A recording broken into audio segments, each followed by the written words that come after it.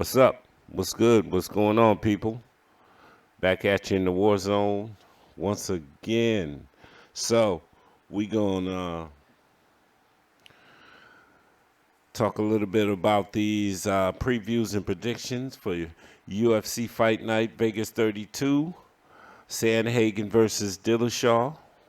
I'm gonna give you my previews and predictions from the early prelims, working our way up to the main card. And so this first fight is Trevin Jones versus Ronnie Lawrence in the bantamweight division. Now, this fight wasn't originally on the card. They added this fight, so this is a late addition to that card. So let's talk a little bit about Trevin Jones. Trevin Jones, he's got decent power. He can take you out of there. He's a little bit reckless with his entry sometimes. Ronnie Lawrence he moves really well in the ring. Much better wrestler and grappler. I mean, this guy, I was impressed by Ronnie. Ronnie Lawrence has a gas tank out of this world, and the kid can grapple, and he loves to switch stances. So he knows how to keep his opponent off balance, and I think this may pose a problem for Trevin Jones because I don't think he'll be able to really get a clean shot on a fighter like Ronnie Lawrence. I look for Ronnie Lawrence to control Jones against the cage, take him down, wear him down, take the power away from Jones, and I look for him to win a decision in this fight. So my prediction is Ronnie Lawrence by decision. So next up, we have the women's strawweight division. We have Diana Belbita against Hannah Goldy. So looking at this fight, man, this is a good matchup.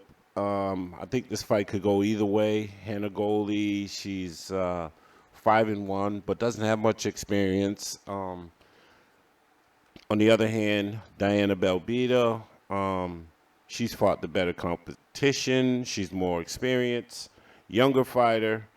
I just think Belbita is more focused on improving as a fighter. As we all know, Hannah Goldy, she's got a lot of things going on outside of fighting. So I just think that takes a little bit away from, her focus on her fighting career. I just think Belbita is she's improving as a fighter. I truly believe Goldie's inactivity will definitely play a role in this fight. I think she hasn't fought in over a year and some change. I'm going to go with the more experience, the bigger and the younger fighter in Belbita. I'm taking Belbita by decision. So, next up in the women's flyweight division, we have Sijara Eubanks against Elise Reed. So, shout out to my hometown native, Sijara Eubanks, Springfield, Massachusetts. She's 6-6 in the UFC. Very good pressure fighter. She's shown a lot of heart, can grapple, and she can strike. Reed is a decent fighter, but she's fairly green still.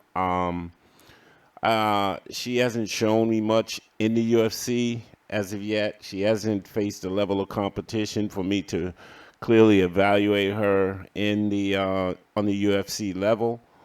I'm leading more towards the experience of Eubanks to pull this thing out. I do believe that Eubanks will have better cardio in this fight. I always said that if Eubanks can improve on her cardio, she'll be a serious problem for a lot of these top fighters in this division. But I'm going to go with Sijara Eubanks by decision. Next up, in the bantamweight division, we have Julio Arce against Ewell. I believe this will be a close fight. I believe this fight could go either way.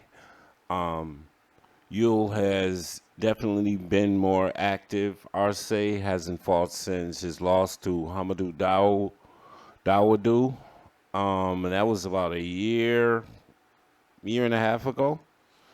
I believe Arce took time off to deal with some leg issues he was having. I think the striking in this matchup will be pretty even. Ewell does have a 5-inch reach advantage in this fight. And you could possibly see at some point Julio Arce trying to take this fight to the ground, but they both have decent wrestling, and I believe Ewell can defend the takedown. I'm not really sure what version of Arce will show up in this fight, so I'm going to go with the dog in this one. I'm going to go with Ewell by decision because he's been more active. Next up, in the men's bantamweight division, we have Adrian Yanez against Randy Costa. Once again, man, I believe this fight is closer than the odds are predicting. Costa is a solid fighter with decent power.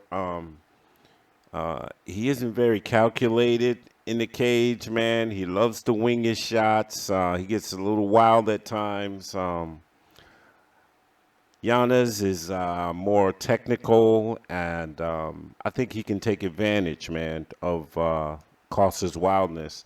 I can see Yanez catching Costa, slipping, landing something that will end this fight. I predict a late second round, early third round finish for Yanez. So I have Yanez by KO, late second or early third. So next up in the middleweight division, we have Nassourdine Imavov against Heinisch. So Imavov is a decent fighter. He does have the height and reach advantage in this fight. He has been known to get clipped early in fights. Tough guy, tough fighter. Took a tough loss to Phil Hawes in his last fight. I believe Heinisch is the better grappler, better striker, and can push the pace and put pressure on Imavov. Heinisch has a great chin, better competition he's faced. I think Heinisch wins possibly by KO in this one in the second round. But I'm going to go with Heinisch by decision. So next up, we have the big boys at heavyweight division. We have Shamil Abdurakhhimov against Chris Daukaus. So I'm going to go with Chris Daukaus in this one. I don't see Abdurakhhimov lasting around in this fight. I think Daukaus finishes him right away. Daukaus, you just got to look at this guy, man. He's just a complete knockout artist, man. He finished Nascimento. He finished Porter, Fajeda, Olenek in the first round. I think the Porter fight was the second round. But this guy is a finisher, man. Shamil has been out for 2 years, too long. I think he'll be too cautious in this fight. I see a first-round finish. Daukaus, first-round KO. So next up, in the men's middleweight division, we have Punahele, Soriano against Brendan Allen. Really cool matchup here. Brendan Allen, he will most likely try to grapple in this one. but I think Soriano's good enough to defend. Soriano's a better striker with more power. I think Allen's grappling is overrated. His chin is suspect. He leaves himself open for shots, and I believe Soriano catches him with something big and puts him away early in this fight. Soriano hits way too hard, and Allen is way too reckless. So I have Soriano by second round KO. All right, so next up in the men's welterweight division, we have Mickey Gall against Jordan Williams. Now, this was a tough fight to call. Real quick, I don't see Mickey Gall having the power to put away a Jordan Williams. Both decent fighters. I can't take anything away. Mickey Gall, he's been through some wars. Decent career. 6-3. Jordan Williams, 9-4. I really believe Jordan Williams' record could be better. However, I think Jordan is a complete dog. This kid will throw down to the bell rings. I believe he'll grind out a win in this one against Mickey Gall. Jordan Williams, I mean, he could be a much better fighter. I feel like if he can calculate his game plan more, come out more controlled. But this kid, he loves to brawl, and unfortunately, in this type of business, man, this will slow you down real quick as your career goes on. But anyway, I'm gonna take Jordan Williams by decision. However, I won't rule out a finish in this fight.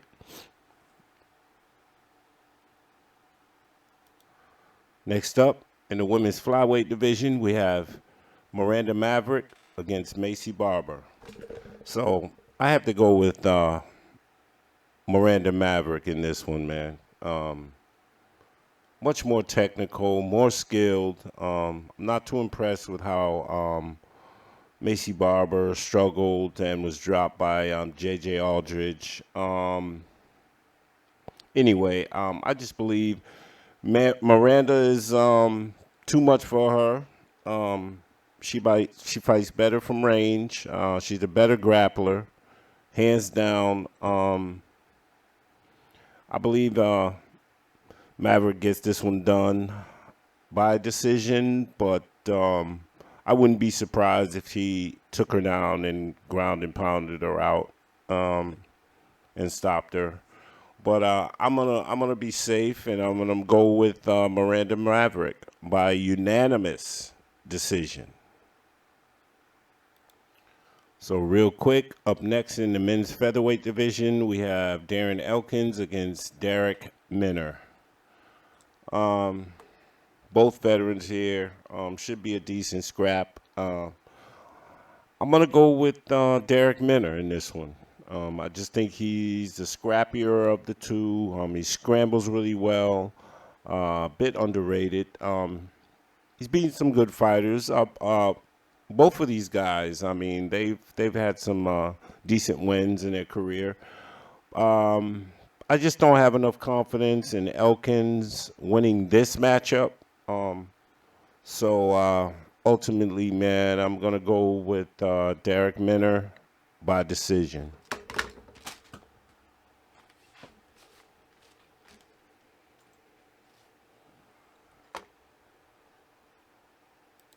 So, next up in the bantamweight division, we have Kyler Phillips and Raulian Paiva.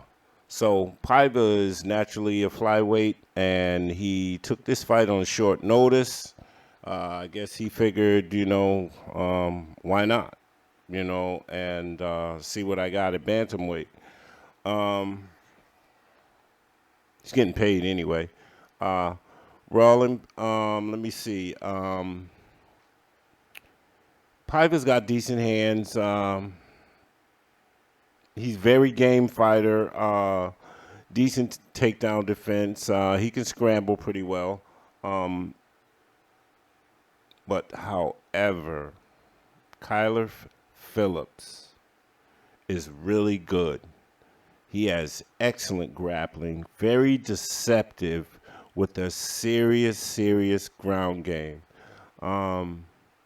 I see this as a one-sided fight. I think Kyler Phillips dominates this one from start to finish. Possible submission in the first round, but I will give Paiva the benefit of the doubt, and I believe he'll make it to the second round and get subbed in the second round. So I'm going with Kyler Phillips, rear naked choke, sub, second round. So next up in the women's bantamweight division, we have Aspen Ladd against Maycee Chiasson.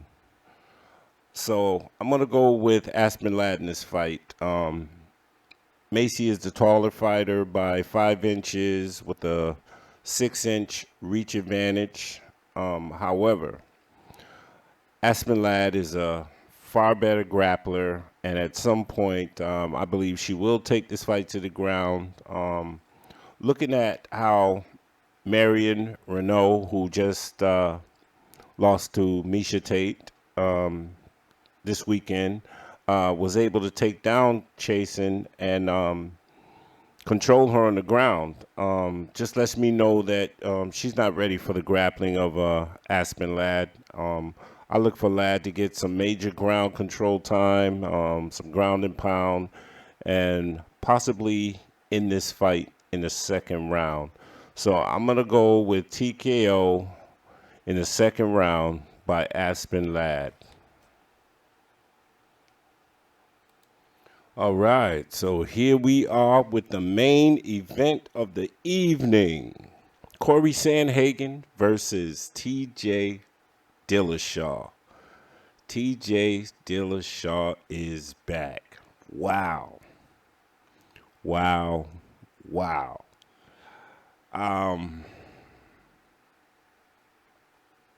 I know he's back. However,